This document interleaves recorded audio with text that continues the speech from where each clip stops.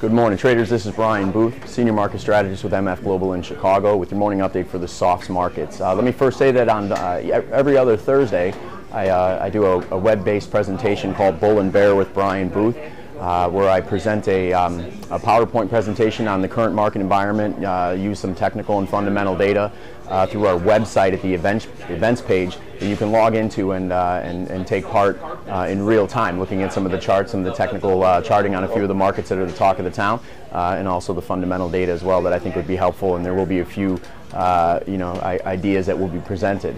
So if you log onto our website, look for our events page and look for Bull and Bear with Brian Booth. I'll be presenting on a few of the things that that are basically probably be looking at currencies and maybe some equities here, as well as the metals and maybe one of the softs markets if we're able to break out of some of the ranges that we're in. So with that in mind, I would love to have all of you participate if you can, and I hope to see you there. As far as the softs are concerned, I don't have much to report actually. If you watched the videos yesterday, pretty much the exact same numbers are at play.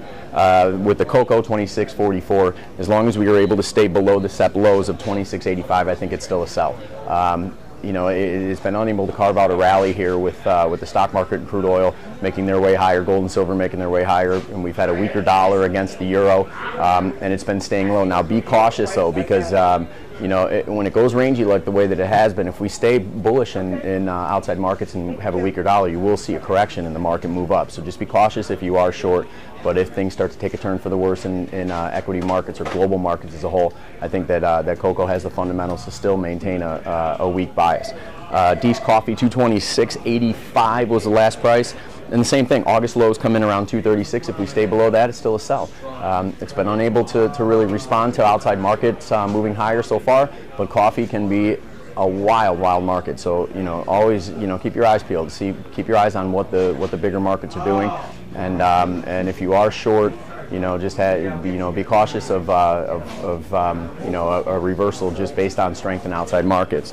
March sugar 25.93. This is a pretty pivotal area on the chart. If you look, we are right around this 25.90 to 26 area. There's a whole lot of support and resistance around that number, and I think what sugar would be waiting to see would be if we sell off from, say, in the S&P around this 1200 mark, if we start to take a turn for the worse here, or if we stay strong and continue on our campaign higher here, the weaker dollar, there may be a correction up in the sugar.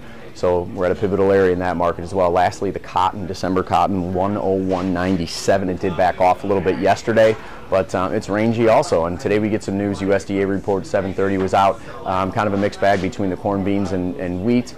But keep your eyes peeled for cotton, and I think it might take some some direction from the other grain markets that were involved in the USDA report here today. I longer term still think that we may see a surge higher, start to respond to outside markets moving higher, but it definitely looks like it was waiting for the USDA report today to pick a direction. So good luck today, and also right around 12:30 to 1 o'clock Central Time, right when most of the softs markets are about to close, we'll be looking for information about the last FOMC minutes. So traders will be leafing through the minutes just to see if there's anything that suggests we continue to go higher from here, or if we dip back. So that might be the most important thing on the day today, but it'll be based off of the last Fed announcement, and also look into how to trade for the following day and the rest of the week. So if you have any questions about the softs markets or any markets that we trade at MF Global, feel free to call my office at 800-993-6601 or by email at bbooth@mfglobal.com.